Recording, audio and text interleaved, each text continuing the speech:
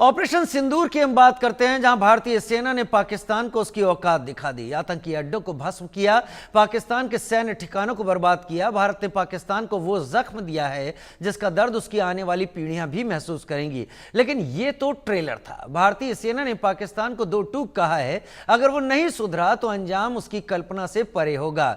अब की बार पाकिस्तान के कोने कोने पर प्रहार होगा। भारतीय सेना की रेंज में पूरा पाकिस्तान होगा। आतंकी चाहे रावलपिंडी में हो या खैबर पख्तूनख्वा में, वहीं उनकी कब्र खुदेगी। लेकिन सवाल है कि क्या पाकिस्तान अब आतंकियों को पालना बंद करेगा? क्या आतंकियों को भारत के हवाले करेगा? आज इसी मुद्दे पर करेंगे चर्चा, लेकिन पहले यह रिपोर्ट।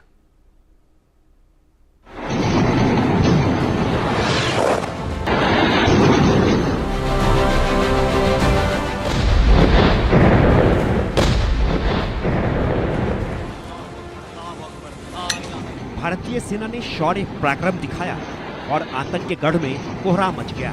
मिसाइल का ऐसा वार हुआ कि जैश लश्कर का ठिकाना मिट्टी में मिल गया। आतंक के अड्डे मलबे में बदल गए। आतंकी कैंप खंड खंड हो गए। हिंदुस्तान के इस प्रचंड हमले में 100 से ज्यादा आतंकी मारे गए। आतंकी मसूद अजहर का पूरा खानदान खत्म हो गया। लश्कर का पुर्जा पुर्जा हिल गया।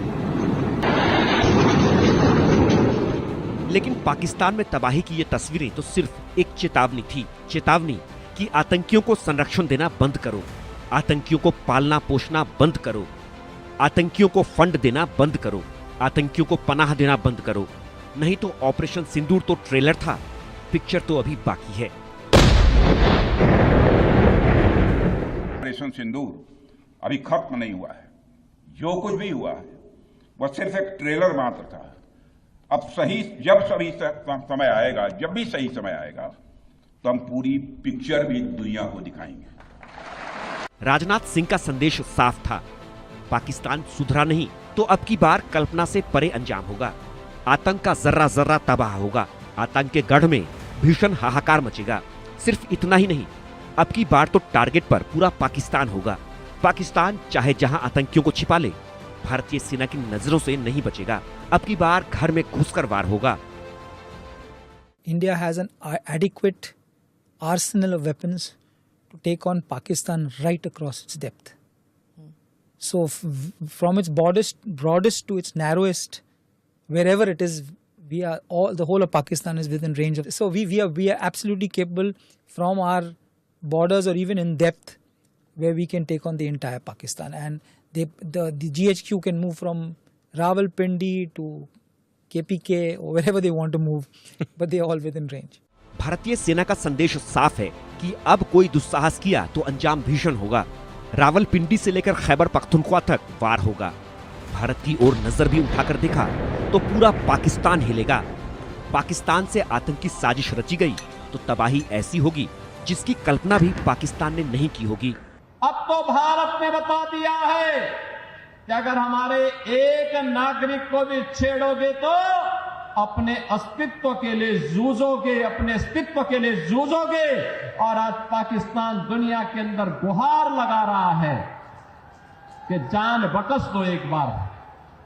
भारतीय सेना की मार से पाकिस्तान पस्त हो गया। पाकिस्तान का सैन्य ठिकाना तबाह हो गया। आतंकियों में खौफ पैदा हो गया। लेकिन इस ट्रेलर से ही पाकिस्तान घबरा गया, क्योंकि पाकिस्तान को पता चल गया था कि अब की बार भारत रुकेगा नहीं। जमीन, आसमान और समंदर तीनों जगह से प्रचंड वार करेगा। पाकिस्तान का रावलपिंडी हो या कराची, सबको तबाह करेगा। Our forces remained forward deployed in the Northern Arabian Sea in a dissuasive and deterrent posture with full readiness and capacity to strike select targets at sea and on land, including Karachi at time of our choosing. भारतीय नौसेना पाकिस्तान के Karachi port को तबाह करने के लिए तैयार थी। इंतजार था सिर्फ एक इशारे का। लेकिन पाकिस्तान में तबाही की तस्वीरें देखकर मुनीर की सेना का दम निकलने लगा। पाकिस्तान रहम की गुहार लगाने लगा। भारत के सामने सीज फायर के लिए गिड़गिड़ाने लगा। लेकिन पाकिस्तान समझ ले कि अब की बार कोई भी हिमाकत की तो हिंदुस्तान की सेना के क्रोध की आग में जल जाएगा। पाकिस्तान भस्म हो जाएगा। आतंक का एक भी अड्डा नहीं बचेगा। Bureau report, India news. दो खास मेहमान मेरे साथ इस वक्त चर्चा में शामिल होने के लिए हैं। मेजर जनरल रिटायर्ड अनुज माथुर, बहुत स्वागत है सर आपका। और संजीव कौशिक मेरे साथ राजनीतिक विश्लेषक के तौर पर इस वक्त जुड़े हुए हैं। मेजर जनरल माथुर, सबसे पहला आपको सवाल, क्या पाकिस्तान इस ऑपरेशन सिंदूर के बाद, जो कि अभी खत्म नहीं हुआ है, क्या आतंकियों को पालना बंद कर देगा इस राइडर के साथ कि उन्होंने अपने सेना अध्यक्ष को आज ही फील्ड मार्शल बना दिया है?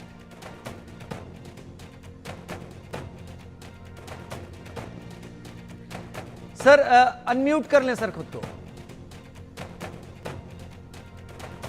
हाँ राजीव, मैं ये कह रहा था, अभी आवाज आ रही है मेरी? जी हाँ राजीव, मैं ये कह रहा था आपको कि थोड़ा सा हम इतिहास का एक पन्ना पलटते हैं। पिछली बार जब किसी chief of the army staff को फील्ड मार्शल बनाया गया था, वो 1965 की हार के बाद अयूब खान फील्ड मार्शल बने थे, और कुछ दिनों में उन्होंने सत्ता को परिवर्तित करके और मार्शल लॉ लगा दिया, खुद चीफ मार्शल लॉ एडमिनिस्ट्रेटर बन गए और एक नया चीफ बना करके आर्मी में कर दिया। मुझे लग रहा है कहीं ना कहीं ये इतिहास दोहराने की भी संभावना बनती हुई मेरे को नजर आ रही है। I will leave it at that. ये स्पेकुलेशन में तो ये पॉसिबिलिटी है। दूसरी बात, जहां तक सवाल पाकिस्तान का आतंक परस्त होने का है, देखो राजीव, पाकिस्तान आज आतंकवादी पाकिस्तान के द्वारा नहीं पाले जा रहे हैं, कहीं ना कहीं पाकिस्तान को आतंकवादी कंट्रोल कर रहे हैं, पाल रहे हैं। उनको उनसे निजात पाना बहुत ज्यादा मुश्किल है पाकिस्तान के लिए। और दूसरा, एक और बात मैं कहना चाहूंगा, वो ये है कि पाकिस्तान की आर्मी स्वयं एक बहुत ज्यादा रेडिकलाइज्ड, और ये कहा जा सकता है कि एक आतंकवादी आर्मी खुद है।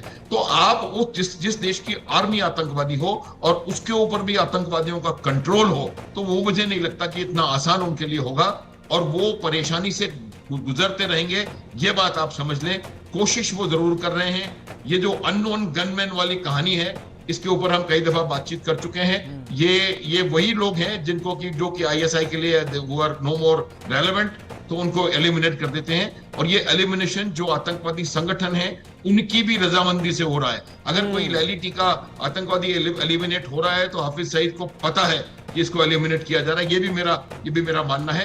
तो मेरा जहां तक सवाल है, पाकिस्तान अपनी इन हरकतों से बाज नहीं आएगा, लेकिन अगर उन्होंने भारत में इस बार कुछ करने का प्रयास किया तो उनको जवाब जो है वो बहुत ज्यादा मिलेगा। अभी आप ये कह रहे थे राजीव कि पाकिस्तान को बहुत सबक सिखाया जाए। सबक हम सिखा चुके हैं।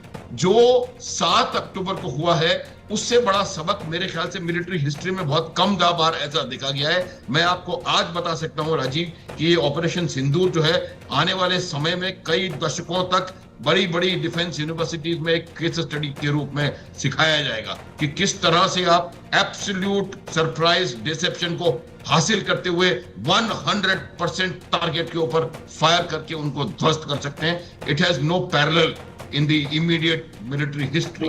तो ये मेरा मानना है कि एक बहुत जबरदस्त सबक उनको ऑलरेडी मिल चुका है, और यही वजह थी कि उन्होंने वो 2-2.5 दिन में अपने पैरों पर आकर के और उन्होंने सीज फायर की, हमसे गुजारिश करी, भीख मांगी कहना चाह रहा था, लेकिन I don't want to use those words, गुजारिश करी और हमने उस बात को मान लिया। एक बात मैं राजीव फिर बताऊंगा आपको कि ये सीज फायर नहीं है, ये सेसेशन ऑफ हॉस्टिलिटीज है। कि हमने ये दो सेनाओं ने डिसाइड किया है कि हम इंटरनेशनल बॉर्डर पे और लाइन ऑफ कंट्रोल पे फायर नहीं करेंगे एक दूसरे के ऊपर, हॉस्टिलिटीज नहीं करेंगे एक दूसरे के ऊपर। सीज फायर जब होता है तो उसके एग्रीमेंट होता है, उस एग्रीमेंट की शर्तें होती हैं, और वो सीज फायर जब होना होगा तो वो एग्रीमेंट किया जाएगा और उनकी शर्तें स्पेल आउट होंगी, और उस शर्तों में हम उनको कहेंगे कि अगर आपने ये किया तो ये होगा, ये किया तो ये होगा।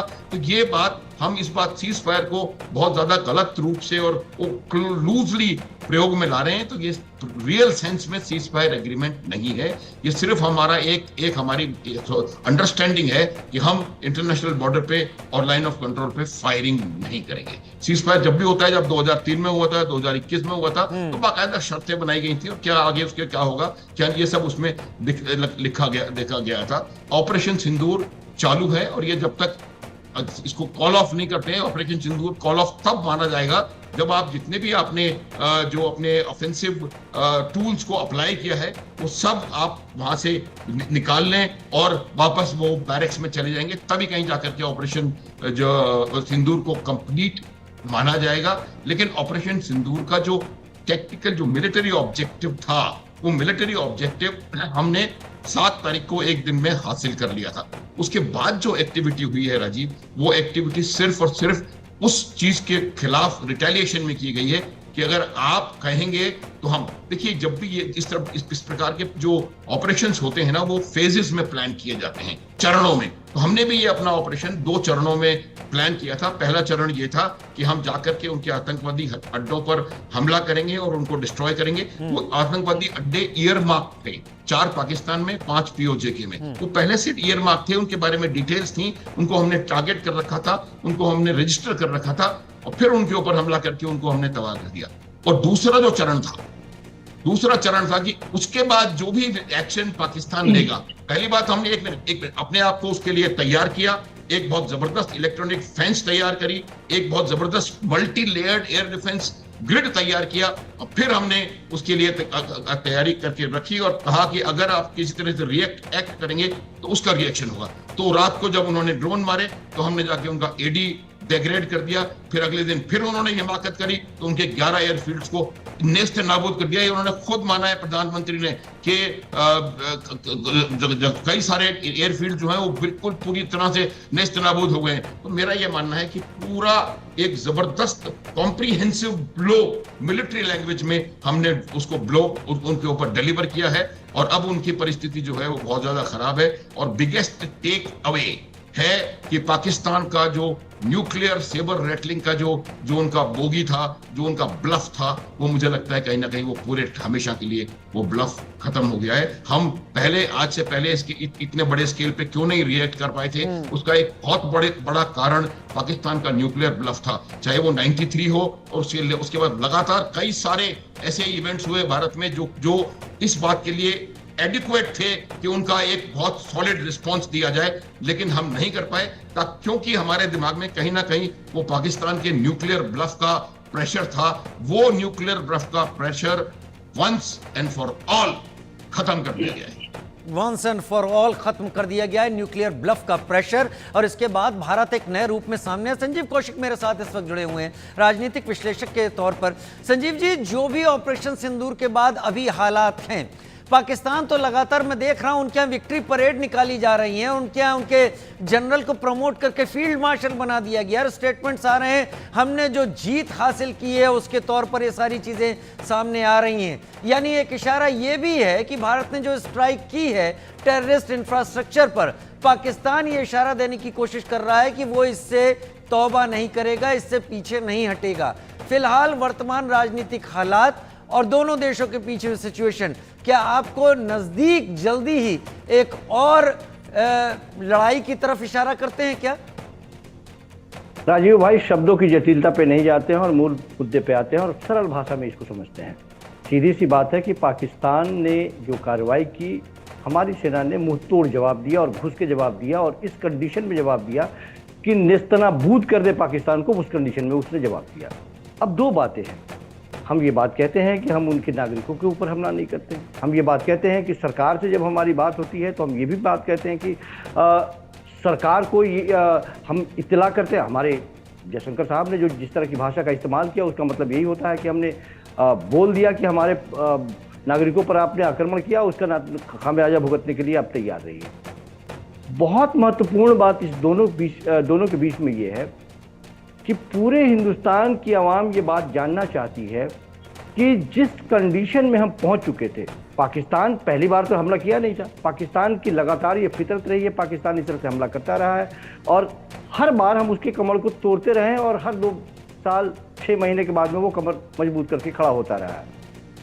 पाकिस्तान की सरकार खुलेआम दिखाई दे रही है कि वहाँ के जो आतंकी हैं, उन आतंकियों के जनाजे में शामिल होते हुए दिखाई दे रहे हैं।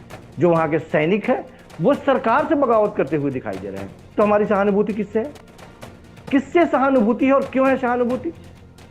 क्यों नहीं हम उनको ठोकते हैं? क्यों नहीं उनके कमर को ऐसे तोड़ते हैं कि दोबारा वो खड़ा नहीं हो पाए? आप कहते हैं कि हम वहां के नागरिकों से वैमनस्यता का भाव नहीं रखते हैं, नागरिकों से कोई बैर नहीं है, तो फिर पानी क्यों बंद करते हैं? सेना के लिए पानी बंद करते हैं, आतंकवादियों के लिए पानी बंद करते हैं। आप क्या करना चाहते हैं? आप भारत सरकार जिस तरह से जिस कंडीशन में पहुंची थी, पूरे हिंदुस्तान के लोगों के जज्बे में जिस तरह से उबाल आया था, लगा कि एक पूर्ववर्ती सरकार थी जो पाकिस्तान के 2 टुकड़े किए, ये सरकार शायद 3 टुकड़े कर दे। ये स्थिति थी। लेकिन अचानक आप विड्रॉ करते हैं और वो विड्रॉ करने की घोषणा, सीज फायर की भी घोषणा हम नहीं करते हैं, पहले कोई तीसरा देश करता है, मध्यस्थता करता है, जिसको ये भी जानकारी नहीं है कि 1000 साल हम लोगों का पुराना विवाद है जम्मू कश्मीर को लेकर के, वैसा आदमी करता है। और वो कहता भी है कि हमारे अपने व्यावसायिक लाभ और हित को ध्यान में रखते हुए इस तरह के, और दोनों देशों को बराबर पल्ले में वो रखते हुए इस तरह की बातें करता है। जब सरकार से विपक्षी पार्टियां सवाल पूछती हैं, और वो विपक्षी पार्टियां जो इस पूरे कार्रवाई के दौरान एक पैरों में खड़ा होकर के डंके की चोट पे, भले उस मीटिंग में देश के प्रधानमंत्री शामिल नहीं हो, लेकिन तमाम विपक्षी पार्टियां एक पैरों पे खड़ा होकर कहती है कि आपका निर्णय हमारे लिए सर्वोपरि है। इस बदमिजाज और इस तरह के पड़ोसी मुल्क को जो लगातार हमारे लोगों को मार रहा है, उसको सबक सिखाइए आप। और उसके बावजूद आप अचानक बीच में विड्रॉ कर देते हैं, जब हमें लगता है कि नहीं, रात भर टीवी चैनल पर तो हम तो देखे थे, आप भी देखे होंगे, आपके चैनल पे नहीं चल रहा होगा, लेकिन हिंदुस्तान के तमाम बहुत सारे चैनलों पे चल रहा था कि कराची में कब्जा कर लिए, इस्लामाबाद पे कब्जा कर लिए, बाबा रामदेव वहाँ पतंजलि का ऑफिस खोलने जा रहे थे। ये इस तरह का उबाल जब पैदा होता है और अचानक आप उसको ठंडे पानी में डालते हैं, ऊपर से पानी छनकते हुए तवे पर डालते हैं, तो प्रतिक्रिया तो होगी ना। विपक्षी पार्टियां आज यदि आपसे पूछ रही है कि आखिर किन परिस्थितियों में आपने विड्रॉ किया, आपको एक स्पष्टीकरण देना चाहिए, तो आप कहते हैं कि हम स्टे मोड में हैं। क्यों साहब? जब आप स्टे मोड में हैं तो पूरे हिंदुस्तान में कहा का तिरंगा यात्रा निकाल रहे हैं, आप राजनीतिक लाभ लेना चाहते हैं आप इसका? हम तो पूछ रहे हैं कि आप राजनीतिक लाभ भी लेना चाहते हैं, स्टे मोड में भी हैं। हम आपसे पूछ रहे हैं कि 4 आतंकवादी जो आए थे, मार के गए हमारे 2.5 दर्जन लगभग आदमियों को, उस आतंकवादी में से कितने लोगों को आपने मार दिया? आपके पास कोई जवाब नहीं। अरे 2.5 दर्जन के बदले में 22 और हमारे नागरिक माने गए, 50 से ज्यादा हमारे सैनिक और नागरिक घायल हुए। ये कौन सा बदला ले रहे थे हम? ठीक, ये बात कहने में हमें कोई गुरेज नहीं है कि पाकिस्तान के उन सारे ठिकानों पे हिंदुस्तान की सेना ने पुरजोर तरीके से आक्रमण किया और उसको परेशान कर दिया है, नाकों से पानी पिला दिया है। लेकिन सबसे बड़ी मुश्किल तब होती है जब भारतीय जनता पार्टी और भारतीय जनता पार्टी के साथ साथ कुछ अन्य लोग भी ये साबित करने का प्रयास करते हैं कि विपक्षी पार्टियां सरकार से सवाल नहीं करके सेना से सवाल कर रही है। मुझे लगता है संजीव जी, ये सवाल तो बहुतों के दिल में रहा और इसके जवाब मेजर जनरल अनुज माथुर भी कई बार देते रहे हैं, क्या इसके पीछे रहा। लेकिन जाहिर सी बात है, ये सवाल रहेगा कि अगर हमारा अपर हैंड था तो हम आगे क्यों नहीं बढ़े। मेरे पास समय कम है, मैं माफी के साथ आपको पूरा वक्त देने के बाद आप दोनों का शुक्रिया अदा करता हूं कि आप दोनों ने अपनी बात रखी और इस चर्चा में हमारे साथ शामिल हुए। लेकिन अब बढ़ रहे हैं एक बड़ी खबर की तरफ। ऑपरेशन सिंदूर पर रक्षा मंत्री राजनाथ सिंह का बयान सामने आया है। सेना ने आतंक के जड़ों पर प्रहार किया। भारतीय फौज ने पाकिस्तानी आर्मी को घुटनों पर ला दिया। भारतीय सेना ने बड़ी सटीकता के साथ हमला किया। ये सभी कह रहे हैं और ये सभी मान रहे हैं। साथियों, भारतीय सेनाओं ने एक कुशल डॉक्टर और सर्जन की तरह काम किया है। मैं फिर से इस बात को दोहराना चाहता हूं, हमारी भारतीय सेनाओं ने एक कुशल डॉक्टर और सर्जन की तरह काम किया है। जैसे एक कुशल सर्जन जहां बीमारी की जड़ मौजूद होती है वहीं अपने औजारों का इस्तेमाल करता है, वैसे ही भारतीय सेनाओं ने भी बड़ी सटीकता के साथ आतंकवाद की जड़ों पर अपने हथियारों का इस्तेमाल किया है। मगर जैसा कि पाकिस्तान की वह आदत है कि जल्दी वह मानता नहीं है, उसने भारत की जमीन पर हमले करने के प्रयास करने प्रारंभ किए। आम नागरिकों को भी वह निशाना बनाने का प्रयास किया है। मंदिर, गुरुद्वारों और गिरजाघरों पर को निशाना बनाया गया। उसके जवाब में भारतीय सेनाओं ने जो कार्रवाई की है, उसने पाकिस्तान की फौज को घुटनों पर लाकर खड़ा कर दिया। हमारी जवाबी कार्रवाई इस बात का जब हो रही थी, इस बात का पूरा ध्यान रखा गया कि पाकिस्तान के आतंकवादी ठिकानों पर ही प्रहार किया जाए, जहां सिविलियंस रहते हैं वहां